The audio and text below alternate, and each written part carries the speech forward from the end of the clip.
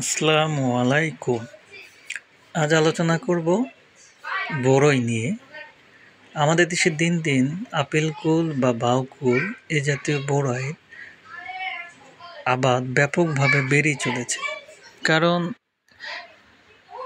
চাষে খরচ কম এবং লাভ অনেক বেশি। সুতরাং দিন দিন আমাদের দেশের চাহিদা বেড়েই চলছে ব্যাপকভাবে এবং অনেক সুস্বাদু বটে এবং বাজারে চাহিদা অনেক।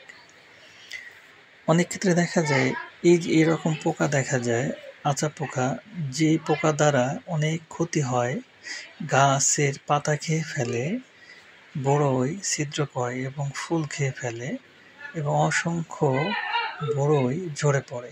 সেক্ষেত্রে এটা কৃষককে গুরুত্বের সঙ্গে নিতে হবে।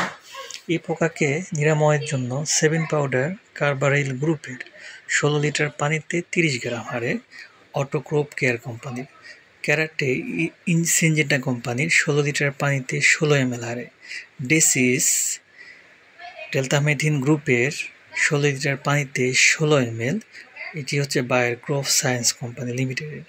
প্রথমে স্প্রের পর 5 থেকে 7 দিন পর পুনরায় স্প্রে দিতে হবে, তবেই দেখা যাবে পোকাটি অপসারণ হয়ে যাবে ইনশাআল্লাহ।